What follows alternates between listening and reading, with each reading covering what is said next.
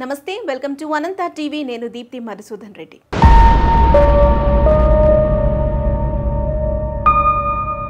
గత 3-4 రోజుల నుంచి తిరుమల తిరుపతి దేవస్థానానికి సంబంధించి స్వామివారి దర్శనం చేసుకోవాలి అంటే అన్య మతస్థులు డిక్లరేషన్ ఫామ్ ఇవ్వాలి, ఖచ్చితంగా డిక్లరేషన్ ఫామ్ పైన సంతకం పెట్టాలి అంటూ అనేక రకాల వార్తా కథనాలు పుట్టుకొస్తూనే ఉన్నాయి.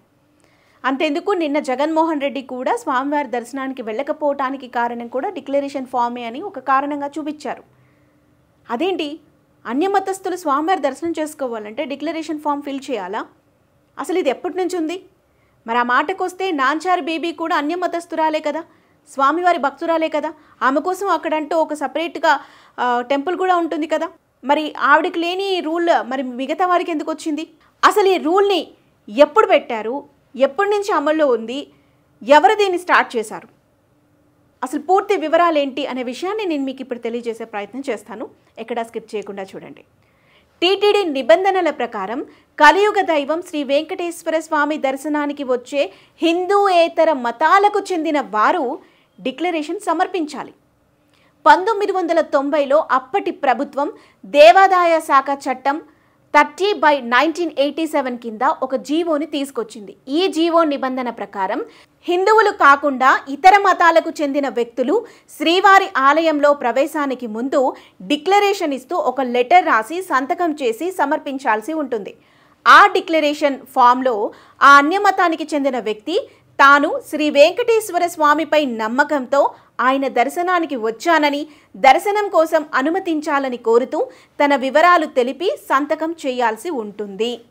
మరి ఈ రూల్ ప్రకారం ఇప్పటి వరకు ఎంతమంది దర్శనం చేసుకున్నారు, ప్రముఖులు ఎవరున్నారనేది కూడా ఒక్కసారి మనం చూసే ప్రయత్నం చేద్దాం.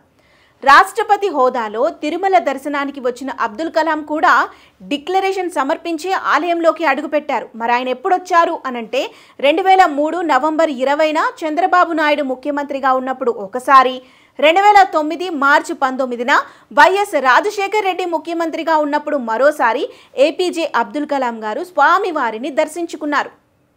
ఇక బాలీవుడ్ సూపర్ స్టార్ షారూఖ్ ఖాన్ కూడా సెప్టెంబర్ 5, 2023 మీరు చాలామంది చూసే ఉంటారు, జవాన్ సినిమాకి రిలీజ్కి ముందు జగన్మోహన్ రెడ్డి అధికారంలో ఉన్న సమయంలోనే డిక్లరేషన్ సమర్పించే తిరుమల శ్రీవారి దర్శనం చేసుకున్నారు ఆయన.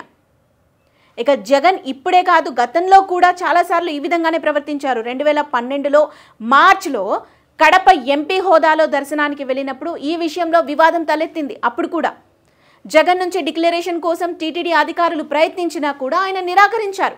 అప్పుడు కాంగ్రెస్ అధికారంలో ఉంది. ఇక 2014లోనూ ఆయన ఏపీ ప్రధాన ప్రతిపక్ష నేత హోదాలో దర్శనానికి వెళ్ళినప్పుడు డిక్లరేషన్ సమర్పించలేదు. అప్పుడు కూడా ఇదే వాదన. 2017లో కూడా అలాగే చేశారు. ఇక సీఎం హోదాలో తిరుమలకి వెళ్ళినప్పుడు సైతం డిక్లరేషన్ సమర్పించలేదనే విమర్శలు వచ్చాయి. 2012 నాటి పరిణామాలతో, అంటే అప్పుడు జగన్మోహన్ రెడ్డి కడప ఎంపీ హోదాలో వెళ్ళి ఏదైతే ఒక వివాదం తలెత్తిందో ఆ సమయంలో అప్పటి గవర్నర్ ఈఎస్ఎల్ నరసింహన్ జోక్యం చేసుకున్నారు. నిబంధనలు కఠినతరం చేసి ఖచ్చితంగా అమలు చేయాలని ఆయన టీటీడీని ఆదేశించారు. దాంతో 2014లో నాటి కాంగ్రెస్ ఎమ్మెల్యే జయసుధ దర్శనానికి వెళ్లిన సమయంలో కూడా డిక్లరేషన్ తప్పనిసరి అంటూ టీటీడీ అధికారులు అక్కడే ఆమెను నిలిపివేసి ఒత్తిడి చేయడం కూడా వివాదానికి దారితీసింది. 2012లో జగన్ చేసిన పనికి 2014లో జయసుధ వెళ్ళినప్పుడు కూడా ఈ విధంగానే జరిగింది. ఆ సమయంలో ఆవిడ ఒక మాట కూడా అన్నారు, వైఎస్ జగన్ విషయంలో ఉదాసీనంగా వ్యవహరించి తనను మాత్రం ఒత్తిడి చేశారంటూ అప్పట్లో జయసుధ విమర్శలు కూడా చేశారు. అంతెందుకు, కాంగ్రెస్ అధ్యక్షురాలు సోనియా గాంధీ కూడా 2006లో తిరుమల దర్శనానికి వచ్చినా ఆలయంలో ప్రవేశించే ముందు డిక్లరేషన్ సమర్పించలేదామె. ఇవన్నీ power politics. Sonia Gandhi declaration ఇవ్వదు, నెహ్రూ కుటుంబానికి చెందిన వ్యక్తి ప్రత్యేకంగా డిక్లరేషన్ ఇవ్వాలా అని అప్పట్లో కాంగ్రెస్ నేతలు పెద్ద ఎత్తున వాదించారు. పైగా 2006లో కాంగ్రెస్ పార్టీ రాష్ట్రంలోనూ దేశంలోనూ అధికారంలో ఉంది. In the same way YS Rajasekhar Reddy అయినా జగన్మోహన్ రెడ్డి అయినా కూడా అధికారంలో ఉన్నప్పుడు డిక్లరేషన్ ఇవ్వలేదు. సోనియా గాంధీ ఇవ్వలేదు అండ్ జగన్మోహన్ రెడ్డి ఇవ్వలేదు. వైఎస్ రాజశేఖర్ రెడ్డి కూడా ఆ సమయంలో పట్టు వస్త్రాలు సమర్పించడానికి అనేక సార్లు తిరుమల వెళ్ళినప్పటికీ కూడా డిక్లరేషన్ ఫామ్పై సంతకం పెట్టలేదు. అయితే ఈ నిబంధనలన్నీ ఇప్పుడే కొత్తగా వచ్చాయా? టీటీడీ బోర్డు ఇప్పుడే కొత్తగా ఏర్పడిందా అంటే కాదు. ఈ ఆలయ నిర్వహణ కోసం దేశానికి స్వాతంత్రం రావటానికి ముందు అంటే 1932లోనే తిరుమల తిరుపతి దేవస్థానం ట్రస్ట్ బోర్డుని ఏర్పాటు చేశారు. టీటీడీ ఇప్పటిది కాదు. అయితే 1932 నుండి అన్యమతస్థులు వెంకటేశ్వర స్వామి మీద విశ్వాసం ఉందని రాతపూర్వకంగా చెప్పాలనే నిబంధన సాంప్రదాయంగా ఉండేది. ఇందాక చెప్పాను కదా, సో 1990లో చాలా స్ట్రిక్ట్ చేశారు. సో అప్పటి నుంచి కూడా ఎవరైనా అన్యమతస్థులు స్వామివారి దర్శనానికి వెళ్ళాలి అనుకుంటే, ముఖ్యంగా ఇది సాధారణ భక్తులకి వర్తించదు, కేవలం విఐపీస్ మాత్రమే. సో ఎవరైతే స్వామివారి దర్శనానికి వెళ్ళాలి అనుకుంటారో వాళ్ళు ఒక డిక్లరేషన్ ఫామ్ పైన సంతకం పెట్టాల్సి ఉంటుంది. కానీ 2006లో చేసిన చట్ట సవరణలో భాగంగా హిందువులు కానివారు దేవాలయంలోకి ప్రవేశించే ముందు డిక్లరేషన్ ఫామ్లో సంతకం చేయటం తప్పనిసరి చేశారు. 2006 ముందు వరకు కూడా ఒక లెటర్ రాసిచ్చి ఆ లెటర్ పైన మేము స్వామివారి దర్శనం చేసుకోవాలి అనుకుంటున్నాము, ఆయన పైన మాకు నమ్మకం ఉంది అని చెప్పి వాళ్ళంతట వాళ్ళు రాతపూర్వకంగా ఒక లెటర్ రాసి సంతకం పెట్టేవాళ్ళు. కానీ 2006 తర్వాత ఒఫీషియల్గా వాళ్ళే ఒక డిక్లరేషన్ ఫామ్ని క్రియేట్ చేసి దాంట్లో ఎవరైతే అన్యమతస్థులు దర్శనానికి వెళ్తున్నారో వాళ్ళ నేమ్ అండ్ డీటెయిల్స్ ఇచ్చిన తర్వాత సంతకం చేసి ఇవ్వాల్సి ఉంటుంది అన్నమాట. ఇక 2006లో వైఎస్ రాజశేఖర్ రెడ్డి అధికారంలో ఉన్నప్పుడే ఇదంతా జరిగింది. వారు తమకు వెంకటేశ్వర స్వామిపై విశ్వాసం ఉందని రాతపూర్వకంగా పేర్కొనాల్సి ఉంటుంది. వాళ్ళు ఇచ్చిన ఫామ్లో వైకుంఠం క్యూ కాంప్లెక్స్లో ప్రవేశించే ముందు ఈ డిక్లరేషన్ ఫామ్ని సమర్పించాల్సి ఉంటుంది. దానికి సంబంధించిన పత్రాలను టీటీడీ అందిస్తుంది. ఇది ఎప్పుడు 2006 తర్వాత నుంచి టీటీడీ అందించడం స్టార్ట్ చేసింది.